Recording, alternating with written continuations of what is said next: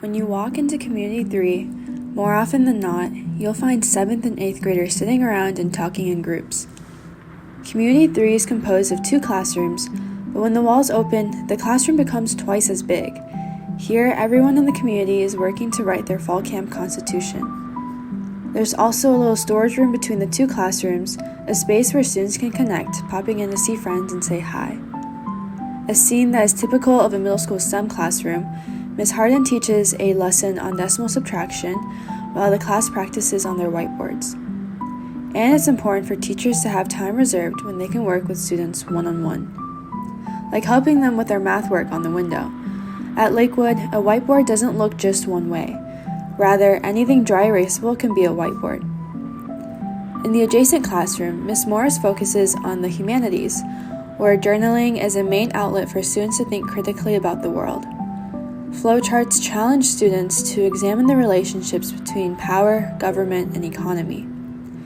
Through their mapping projects, students engage in geographical inquiry by telling a story through a region of the world.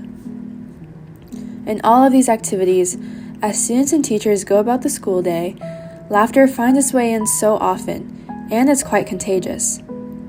It looks like trying not to laugh when your friend does something funny while the teacher is talking, or if you turn outside the classroom, you might catch students in their hallway shenanigans. During work time, students don't just work on tables, but also work under them as a little hideout. In a fun twist, art and biology comes together in these crafty student cell projects. From Easter egg shells to DVD discs, students can use anything imaginable to represent the parts of a cell. In this multi-day project, students file in and out of the storage room to continue the progress they made from the day before.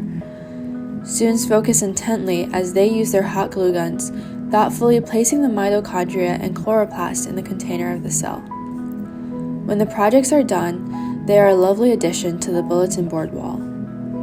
Now, it's time for something that involves a bit more smell: squid dissection.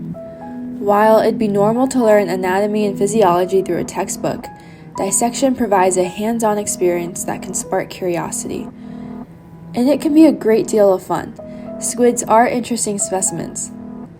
But it's not everyone's cup of tea, and that's okay. Middle school science class might be the only time one would ever have to dissect a squid. Mr. Bright, who supports students in various communities, brings a lot of joy in the learning process and is a thought partner for whatever students are working on. Tentacles and arms?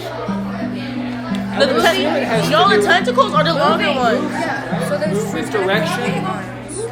What's the function of the monitor? Ms. Watson, who serves as librarian at Lakewood, welcomes students for their humanities projects on dystopian books. So y'all are going to preview 14 books today.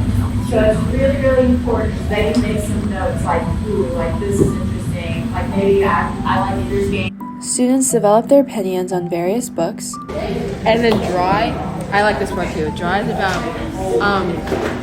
there's like a drought and there's like absolutely no water, so everyone's trying to fight. And they love sharing their thoughts with Miss Watson, who cultivates a love for reading at Lakewood through these activities and conversations. Based on their thoughts and reviews, students get assigned a book to explore for a month-long project leading up to winter break. Ms. Harden says that middle school is a time when kids' brains are like moving from like concrete to more abstract. They're able to like see the whole world, and I think as a result are like getting really passionate about issues.